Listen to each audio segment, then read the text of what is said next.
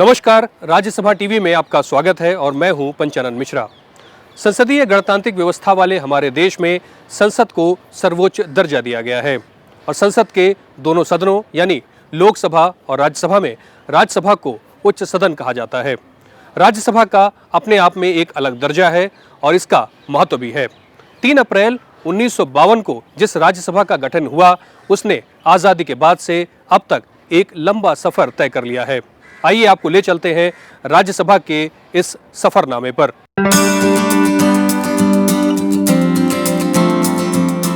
संसद का ऊपरी सदन राज्यसभा, जिसे काउंसिल ऑफ स्टेट्स भी कहा जाता है, और लोकसभा यानी जनता के द्वारा सीधे चुने गए प्रतिनिधियों के विपरीत ये सदन देश के राज्यों का प्रतिनिधित्व करता है। इस सदन की अपनी खास विशेषताएं हैं।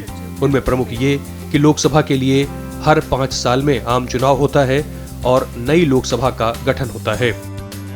लेकिन राज्यसभा निरंतर जारी रहने वाला सदन है, यानी ये कभी विघटित नहीं होता। पर सबसे मूल बात यह है कि संसद का मूलभूत काम विधेयकों पर चर्चा करके कानून बनाना है। फिर भी राज्यसभा की भूमिका को चेक एंड बैलेंस की भूमिका माना जाता है, यानी ये दोबारा परखना कि कोई कमी तो नहीं रह गई। राज्यसभा की यही भूमिका इसे खास बनाती है। संविधान सभा के पूरे डिबेट को अगर आप गौर करें तो पाएंगे कि इसकी परिकल्पना इसलिए की गई कि कोई भी कानून बने, चूंकि लोकसभा सीधे लोगों से आए हुए जनप्रतिनिधियों का मर्यादित सदन है, वहाँ अगर कोई कानून बहुत लोक दबाव में जल्दी में पास हो गया, कोई बड़ी देश में ऐसी घटना रही, कोई उत्तेजक माहौल रहा, तो उस कानून पर पुनः विचार करने के लिए जब राज्यसभा में वो आएगा तो बहुत मर्यादित ढंग से इसमें लोग उस पर विचार करेंगे। इसमें ऐसे लोगों की कल्पना की गई जो सीधे चुनाव नहीं जीत सकते थे या सक्रिय राजनीति में नहीं थे, लेकिन अपने समय के बेस्ट ब्रेन, अच्छे ढंग से सोचने वाले, चीजों को गौर करने वाले लोग अपने अपने क्षेत्र के होंगे। राज्यों के प्रतिनिधित्व वाले यानी एक परिसंघीय सदन होने के नाते राज्यसभा को संविधान के अधीन कुछ विशेष शक्तियां भी हासिल हैं। उदाहरण के लिए कानून बनाने से जुड़े सभी विषयों या क्षेत्रों को 3 सूचियों में विभाजित किया गया है। ये हैं संघ सूची, राज्य सूची और समवर्ती सूची। संघ और राज्य सूचियां परस्पर अपवर्जित हैं, यानी कोई भी दूसरे के क्षेत्र में रखे गए विषय पर कानून नहीं बना सकता। लेकिन राज्यसभा के पास इस मामले में विशेष शक्तियां हैं। राज्यसभा चाहे तो सदन में मौजूद और मत देने वाले सदस्यों में से कम 2/3 सदस्य बहुमत से संकल्प पारित करके राज्य सूची के विषय पर कानून बना सकते हैं, जो 1 साल के लिए वैध होगा। दोबारा भी संकल्प पारित करके इसकी अवधि 1 साल के लिए बढ़ाई जा सकती है। इसके अलावा संघ और राज्यों के लिए सम्मिलित 1 या अधिक अखिल भारतीय सेवाओं जैसे IAS, IPS और IFS जैसी सेवाओं का सृजन भी राज्यसभा कर सकती है। सबसे अहम बात यह है कि अनुच्छेद 352, 356 और 360 के तहत आपातकाल की स्थिति हो और अगर लोकसभा विघटित हो चुकी हो तो राज्यसभा से इस स्थिति में इस उद्घोषणा का अनुमोदन कराया जा सकता है। राज्यसभा को कुछ विशेष अधिकार दिए गए हैं, जिनमें से एक अधिकार यह है कि 2/3 मेजॉरिटी से जो राज्य से संबंधित विषय हैं उन पर भी वो कानून बना सकते हैं। इसी तरह से कोई भी ऑल इंडिया सर्विस का अगर गठन किया जाना है तो वो अधिकार राज्यसभा के पास है। इसके अलावा जब लोकसभा अगर डिसॉल्व हो और उस समय अगर कोई स्पेशल हमें प्रावधान लाना है, स्पेशल प्रोक्लेमेशन करने हैं और इमरजेंसी की स्थिति में, ऐसी स्थितियों में भी राज्यसभा को विशेष अधिकार कॉन्स्टिट्यूशन के अंतर्गत दिए गए। हालांकि वित्तीय मामलों में राज्यसभा की शक्तियां लोकसभा जैसी नहीं हैं। जैसे धन विधेयक केवल लोकसभा में ही पेश किया जा सकता है और पारित होने के बाद इसे राज्यसभा भेजा तो जाता है, लेकिन राज्यसभा उसे चर्चा करके लौटा देती है। ऐसा नहीं होने पर 14 दिनों के भीतर उसे पारित मान लिया जाता है। राज्यसभा धन विधेयक में संशोधन भी नहीं कर सकती, वो केवल संशोधनों की सिफारिश कर सकती है। वार्षिक बजट के संदर्भ में भी यही लागू होता है। फिर भी भारत की संचित निधि से किसी धन की निकासी तब तक नहीं हो सकती जब तक दोनों सभाओं द्वारा विनियोग विधेयक को पारित नहीं कर दिया जाता। इसी तरह वित्त विधेयक को भी राज्यसभा के समक्ष लाया जाता है। इसके अलावा विभाग संबंधित संसदीय स्थायी समितियां जो मंत्रालयों विभागों की वार्षिक अनुदान मांगों की जांच करती हैं। राज्यसभा या संसद के दूसरे सदन की उत्पत्ति की भी लंबी कहानी है। इसकी जड़ें आजादी के पहले की हैं, जब सीधे जनता से चुने गए प्रतिनिधियों से इतर अप्रत्यक्ष रूप से चुने गए प्रतिनिधियों के सदन की जरूरत को महसूस किया गया और उनके प्रतिनिधित्व को भी जरूरी माना गया। और ये प्रयोग बाद में समय के साथ सही साबित हुआ और इस तरह से राज्यसभा का जन्म हुआ। राज्यसभा की स्थापना की जड़ें दरअसल आजादी के पहले की हैं। भारत में दूसरे सदन की शुरुआत 1918 के मॉन्टेग्यू चेम्सफोर्ड प्रतिवेदन से हुआ। भारत सरकार अधिनियम 1919 में तत्कालीन विधानमंडल के दूसरे सदन के तौर पर काउंसिल ऑफ स्टेट्स को बनाया गया, लेकिन इसका विशेषाधिकार सीमित था। ये वास्तव में 1921 में अस्तित्व में आया। गवर्नर जनरल तत्कालीन काउंसिल ऑफ स्टेट्स का पदेन अध्यक्ष होता था। आजाद भारत का संविधान तैयार करने के लिए कैबिनेट मिशन के तहत 1946 में ही संविधान सभा का गठन किया गया। इसकी पहली बैठक 9 दिसंबर 1946 को हुई। इसी संविधान सभा ने 1950 तक केंद्रीय विधानमंडल के रूप में काम किया। संविधान लागू होने के बाद संविधान सभा को ही अनंतिम यानी प्रोविजनल पार्लियामेंट के रूप में परिवर्तित कर दिया गया। ये व्यवस्था की गई ताकि देश के पहले आम चुनाव और राज्य विधानमंडलों के चुनाव कराए जा सकें। ये प्रोविजनल संसद 1952 में पहले चुनाव कराए जाने तक एक सदनी रहा। संविधान सभा में दूसरे सदन की उपयोगिता पर काफी बहस हुई। ये तय किया गया कि इतने विशाल देश को चलाने के लिए 2 सदनीय संसद जरूरी है। बाद में जनप्रतिनिधित्व अधिनियम के तहत राज्यसभा का गठन 3 अप्रैल 1952 को हुआ। इसकी पहली बैठक 13 मई 1952 में हुई थी और इसकी अध्यक्षता तत्कालीन उपराष्ट्रपति डॉक्टर सर्वपल्ली राधाकृष्णन ने की थी। 23 अगस्त 1954 को सभापति ने सदन में घोषणा की कि काउंसिल ऑफ स्टेट्स को अब राज्यसभा के नाम से जाना जाएगा। Rajya Sabha will continue to have its relevance, one should understand, because it is a council of states and it is a house which plays a proactive role, a significant role in maintaining check and balances. Sometimes Lok Sabha can pass a legislation. When it comes to Rajya Sabha may approve it after debate or may like to amend it also. पहली राज्यसभा में 217 सदस्य थे, जिसमें 205 राज्यों से बाकी 12 नामित थे। नए राज्यों के गठन के साथ ये संख्या बढ़ती गई और 1987 में संख्या कुल 245 हो गई। हालांकि संविधान के मुताबिक राज्यसभा सदस्यों की अधिकतम संख्या 250 हो सकती है। 1952 में सदन के गठन के वक्त एक दिलचस्प पहलू भी सामने आया और वो ये कि राज्यसभा के सदस्य का कार्यकाल जब 6 साल का होता है तो आखिर ये व्यवस्था कैसे लागू की जाए कि हर 2 साल में 1/3 सदस्यों को रिटायर कर दिया जाए। दरअसल 29 नवंबर 1952 को लॉटरी निकालकर ये तय किया गया कि पहले 2 साल, फिर 4 साल और पूरे कार्यकाल के लिए कौन रहेगा। पहले 2 साल के लिए 72 सांसदों के नाम की पर्ची निकली। यही प्रक्रिया 3 बार दोहराई गई। उसके बाद से बनी व्यवस्था आज तक जारी है, जिसके तहत राज्यसभा के सदस्य का कार्यकाल 6 साल का होता है और हर 2 साल बाद 1/3 सदस्य रिटायर होते हैं। ये बात एकदम सही है और रोचक है कि सबसे पहले जब गठन हुआ तो उस समय ये 1 तिहाई का नियम कैसे लागू किया गया। तो उस समय के जो हमारे मूर्धन्य नेता थे और जो लोग इसके गठन में जिन लोगों ने बहुत महत्वपूर्ण भागीदारी की थी, उन्होंने उस समय इसको लॉटरी के आधार पे 1 तिहाई, 1 तिहाई और 1 तिहाई के सदस्यों का चयन किया था, जिसमें से पहले 1 तिहाई 2 साल पे, दूसरे 2 तिहाई 4 साल पे और आखिरी 1 तिहाई वो 6 साल पे रिटायर हुए।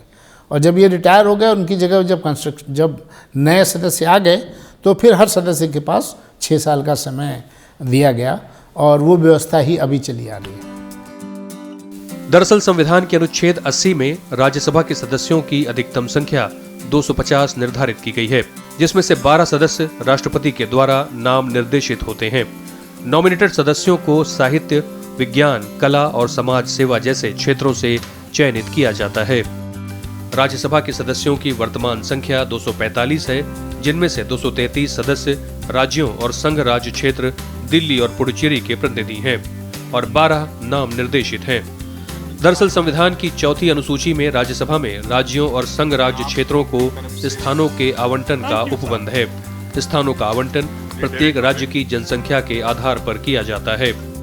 1952 से ये संख्या राज्यों के पुनर्गठन या नए राज्य बनने की सूरत में समय समय पर बदलती रही है। ये भी खास बात है कि बीच में किसी सदस्य के इस्तीफे या किसी अन्य कारण से खाली सीट पर उपचुनाव होता है, लेकिन वो बचे हुए कार्यकाल के लिए ही सदस्य हो सकता है। संसद के दोनों सदनों की अलग अलग भूमिकाएं हैं, लेकिन वास्तव में ये एक दूसरे के पूरक हैं। संविधान सभा में भी राज्यसभा के स्वरूप, इसकी भूमिका और उच्च सदन की संरचना को लेकर भी गंभीर चर्चा हुई थी। राज्यसभा में हमेशा से लोकहित के साथ साथ राष्ट्रीय और अंतर्राष्ट्रीय मुद्दों पर भी गंभीर चर्चा की परंपरा रही है।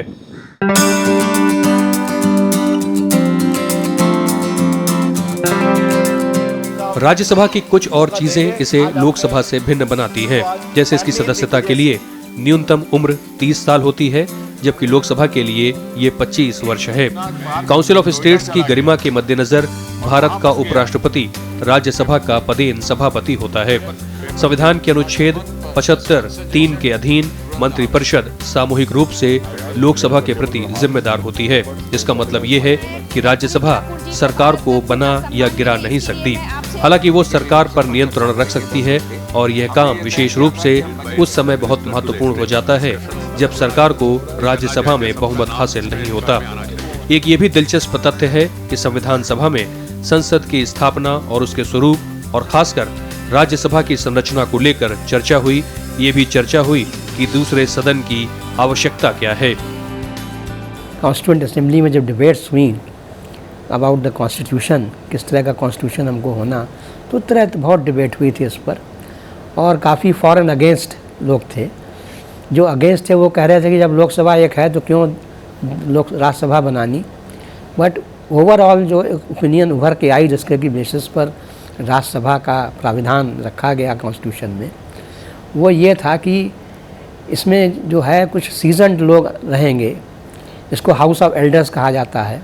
और इस तरह का प्राविधान जो कि जहाँ से कि हमने अपना कॉन्स्टिट्यूशन भी बोरो किया है उन स्टेट्स, उन कंट्रीज़ से, जैसे कि यूके में, कनाडा में, इन जगह भी अपर हाउस का है प्राविधान। इन दिनों संसद में लगातार अवरोध और लोकसभा से पारित बिलों के राज्यसभा में अटकने की वजहों से भी कई बार राज्यसभा की अवरोध वाली छवि पेश की जाती है। इसका मूल कारण ये है कि नई सरकार आते ही लोकसभा में जहां केंद्र सरकार का बहुमत होता है, तो वहीं राज्यसभा में बहुमत आने में काफी वक्त लगता है। इसे लेकर भी कई सुझाव और चर्चाएं हो रही हैं। इसमें तो कोई संदेह नहीं है कि जिस समय लोकसभा में और राज्यसभा में किसी एक ही दल का बहुमत हुआ करता था, तो उस समय ये परिस्थितियां नहीं थीं। और अब जबकि ऐसा सामान्यतया ऐसा नहीं होता है, हर बार जब लोकसभा में सरकार बदलती है तो राज्यसभा में फिर उस कॉन्स्टिट्यूशन को चेंज होने में करीबन 3 या 4 साल का समय लगता ही लगता है। तो एक तरीके से जो बिल लोकसभा में लाए जाते हैं वो राज्यसभा में उनको पारित किए जाने में समस्याएं होती हैं और पिछले कुछ सालों में ये गतिरोध कुछ बढ़ा है। हर 2 साल में नहीं, करीब करीब हर साल इलेक्शन हो रहे हैं। तो एक सुझाव ये भी आया है कि, और ये भी समस्या जैसा मैंने कहा कि जो एक नई सरकार आती है उसका एक लोकसभा में बहुमत है लेकिन राज्यसभा में बहुमत नहीं है। तो इस संदर्भ में एक ये भी सुझाव आया है out of the box thinking से कि क्यों न राज्यसभा का भी टर्म जो है वो 5 साल कर दिया जाए और लोकसभा के चुनाव के तुरंत बाद राज्यसभा का चुनाव हो, जिससे कि जो इस लोकसभा और स्टेट के साइमल्टेनियस इलेक्शन हो स्टेट्स के, और उसके बाद जो परिस्थिति इमर्ज हो स्टेट्स में उसके बेसिस पर राज्यसभा का चुनाव किया जाए, तो उससे फिर दोनों सदनों में तालमेल अच्छा रहेगा। राज्यसभा के इस कार्यकाल के दौरान कई बार बड़ी बड़ी चुनौतियां भी सामने आईं। राज्यसभा ने इसके मुताबिक न सिर्फ खुद को ढाला बल्कि नियमों में कार्यवाही संचालन के तरीकों में भी बदलाव किया और समय के मुताबिक खुद को ढाला। और कई बार आलोचकों ने राज्यसभा के अस्तित्व पर यानी इस दूसरे सदन की जरूरत पर भी सवाल खड़े किए। लेकिन आखिरकार राज्यसभा एक पथ प्रदर्शक की तरह संसदीय व्यवस्था में राह दिखाती हुई नजर आती है। हाल के दिनों में संसद में अवरोध काफी बढ़ा है। सत्ता पक्ष और विपक्ष के बीच विभिन्न मुद्दों पर विरोध की भेंट संसद की कार्यवाही चढ़ रही है और एक तरफ प्रश्नकाल, शून्यकाल से लेकर अहम मुद्दों पर चर्चा नहीं हो पा रही तो वहीं अहम बिल भी अटक जाते हैं। हालांकि राज्यसभा की एक खासियत यह भी है कि सदन में पेश और पारित हुए बिल जीवंत बने रहते हैं। शुरू के दिनों में राधाकृष्णन ने यह कहा कि हम यानी अपर हाउस, उच्च सदन इस रूप में न देखा जाए कि वह संसद के कामकाज को या बहस को वह सुचारू रूप से चलाने में अपनी हिस्सेदारी का निर्वाह नहीं कर रहा, बल्कि उच्च सदन एक कामकाज बाधित करने वाली संस्था के रूप में अपनी छवि न बनाए, यह अपने कामकाज से उसे प्रदर्शित करना है। मुझे लगता है इस कसौटी और इस पैमाने पर मौजूदा स्थिति निराशाजनक है। आप अमेरिका का लोकतंत्र देखिए, ब्रिटेन का देखिए, आप ऑस्ट्रेलिया का देखिए, वहाँ चेयर की गरिमा है और चेयर को यह प्रभाव है या उसके अंदर ये ताकत है कि चेयर इस तरह के लगातार डिस्रप्शन करने वाले लोगों पर वह कठोर कदम उठा सकता है। हमारे यहाँ भी चेयर की काफ़ी मर्यादा, मैं देखता हूँ कि हम सब मर्यादा का पालन करते हैं, लेकिन एक सीमा के बाद डिस्रप्शन पे जब हम उतर आते हैं तो कई बार चेयर को गहरे ढंग से मनसूना करते हैं। और यह बात पिछले 20 वर्षों के अंदर जो लोग भी हमारे वरिष्ठ राजनेता उस सम्मानित चेयर पर हैं, जो हमारे चेयरमैन रहे हैं, उनकी कई उक्तियां आपको मैं बता सकता हूं, कोट कर सकता हूं, किस तरह से हाउस चलाना अब लगातार कठिन होता जा रहा है। इन्हीं अवरोधों को दूर करने के लिए समय समय पर सदन के कार्यवाही नियमों में भी बदलाव करने पड़े। मसलन प्रश्नकाल सुबह 11 से 12 बजे तक चलता था, लेकिन अवरोध से प्रश्नकाल को बचाने के लिए इसका समय फिर परिवर्तित किया गया। पूर्व सभापति मोहम्मद हामिद अंसारी ने प्रश्नकाल के समय को 12 बजे कर दिया और शून्यकाल सदन के बैठते ही 11 बजे हुआ। कार्यवाही नियमों में हुआ ये बदलाव अभी भी जारी है। हाल में सभापति एम वेंकैया नायडू ने इन्हीं अवरोधों के चलते राज्यसभा की कार्यवाही नियमों में आमूल चूल बदलाव करने के लिए एक समिति का भी गठन किया था, जिसने अपनी रिपोर्ट सौंप दी है। उम्मीद है कि उसे जल्द ही लागू किया जाएगा। आने वाले समयों में हम लोग इस बात पर विचार कर रहे हैं कि कैसे ऐसी व्यवस्था बनाई जाए जिसमें बिलों को पास करने में और इस तरह के नियमों को, कानूनों बनाने में अड़चन ना आए और तेज़ी से ये कार्य सुबोध गति से चलाया जा सके। रूल्स कमेटी बनाई है और रूल्स कमेटी के रिकमेंडेशंस आ गए हैं। सचिवालय के स्तर पे हमने वो रूल्स कमेटी पे काफ़ी विचार कर लिया है, लगभग हमारा मन बन चुका है। लेकिन जैसा कि आप जानते हैं कि राज्यसभा के और लोकसभा के भी कार्य संचालन की जो नियमावली है उसमें अगर कोई भी संशोधन किया जाता है तो इस पर पूरी हाउस का अप्रूवल होना आवश्यक है। राज्यसभा दिवस के मौके पर सभापति एम वेंकैया नायडू ने इस सदन को लोकतंत्र का सजग प्रहरी बताया और कहा, जनता अपने प्रतिनिधियों से अपेक्षा रखती है कि गंभीर, गरिमामय और सार्थक संवाद के माध्यम से देश के सामने गंभीर मुद्दों का समाधान निकालें। सदन में साझा विमर्श के माध्यम से सरकार का मार्गदर्शन करें। देशवासियों की आशाओं और अपेक्षाओं की कसौटी पर खरे उतरना ही इस महान सदन की सार्थकता है और इसके सदस्यों का अभीष्ट। संसद में होने वाली चर्चा और बहस ने लोकतंत्र को हमेशा से एक जीवंत स्वरूप दिया है और संसद के इन दोनों सदनों और खासकर उच्च सदन होने के नाते इसमें राज्यसभा की भूमिका कुछ और बढ़ जाती है और यही वजह है कि राज्यसभा से कुछ उम्मीदें भी ज्यादा हैं। इस कार्यक्रम में फिलहाल इतना ही। नमस्कार।